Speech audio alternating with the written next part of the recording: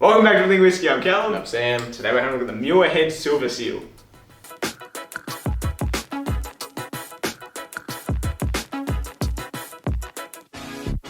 Alright, so Curly picked this one up today. Muirhead Silver Seal. This is basically just another budget scotch. $65. $65. We've seen it for cheaper though online, for like $50. And basically, it's a Highland single malt by Muirhead's. The company's Muirhead, Charles Muirhead and Sons.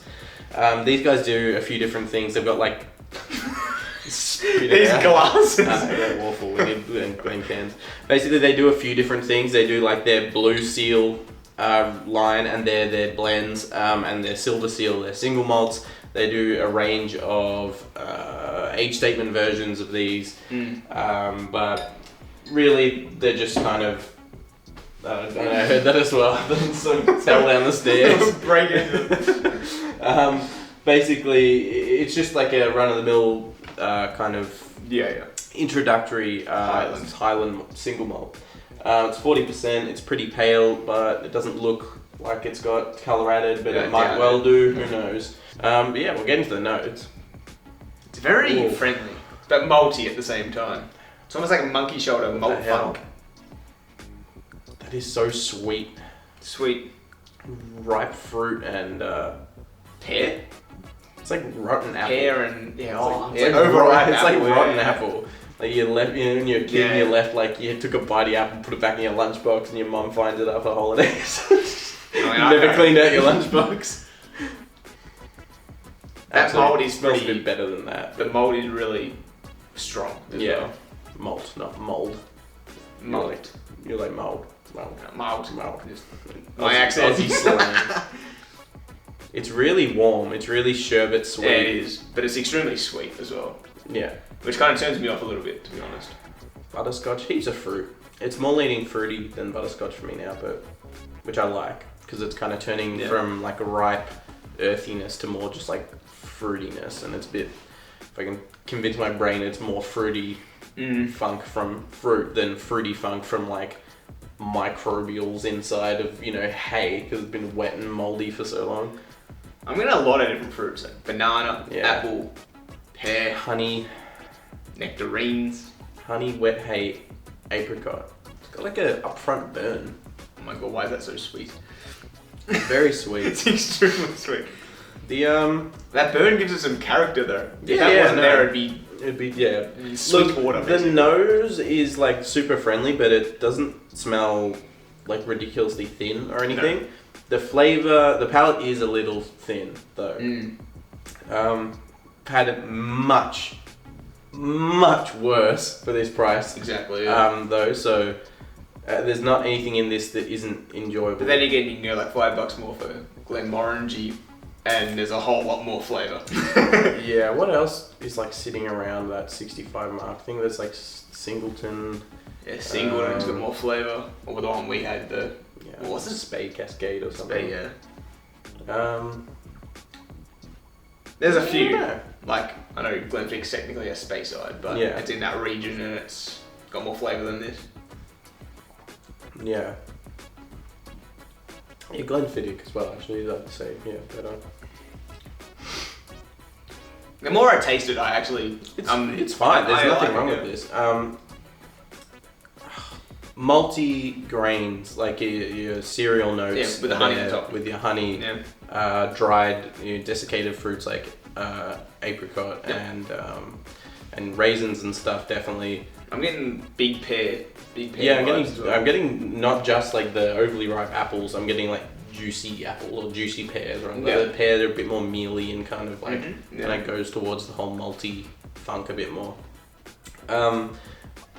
This is a lot better than a cheap kind of blend that we get in the same price range though, like with higher grain whiskey that's like a lot sharper.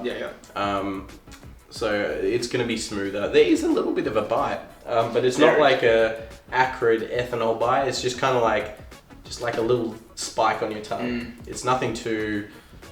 I don't know. It's just the sweetness that I don't necessarily like. I don't necessarily like it. Like I would prefer other layers. That's why I like monkey shoulder, because it's malty. It's too malty for me though. Yeah. It's like too funky. But I prefer that over just like sweetness. Like this has got malt as well, which makes it like a little bit better. But when it's just like sweet water basically, which is this, like it's got a little bit of burn, not much flavour, but just sweet. It's butter and like some almonds. Definitely getting almonds now, but not like in that cherry almond kind of way, like the actual just the nuts themselves. You said they've got a big range, didn't you? Yeah, I've never seen them. I've never even seen this. So I saw this in celebrations in the town where we used to live. They're all right though with their. Yeah, but like I have even Dan's. Nick's, I know it's on Nick's, but I haven't seen it because they don't really advertise it. But because you don't go physically into Nick's, just on. Hope they do open up soon. Yeah, I know. We will. I want to go. It's so dangerous. We're just gonna scour through and just. They're only like that 10 minutes that way as well. Oh, just gonna spend so much money. But yeah, I didn't even like. I've heard of like Charlie and like his range and stuff, but I didn't know Silver Seal was part of that. No, me neither.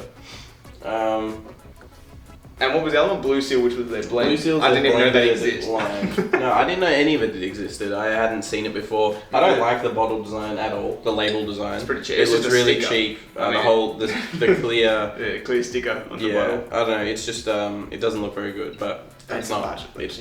It's budget, and I also like. I prefer that it tastes good over looking good. That is true. But yeah, so it's not something that's ever caught my eye.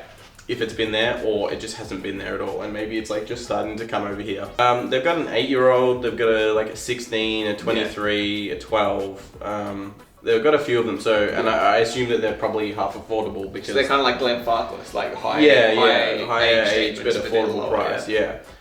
So I'd like to taste that. That'd probably be a good brand to compare it to. Glenfarclas. Where's it? They're Highland, aren't they? Yeah, they're Highland as well. We'll do that for a video. Yeah, just compare them all. Yeah. All, not all of them, but a few. A few age statements or something. 3 age statements each. Yeah, for $65, I mean, this would be perfect for like a daily drinker. Something that's not too challenging. It's got like a little bit of complexity, but not much. Yeah. Just the sweetness. Yeah, it's like good enough that you're gonna enjoy drinking it. Well. Yeah, it's not gonna like. Yeah, it won't overpower anything. It's not gonna overpower anything. Yeah.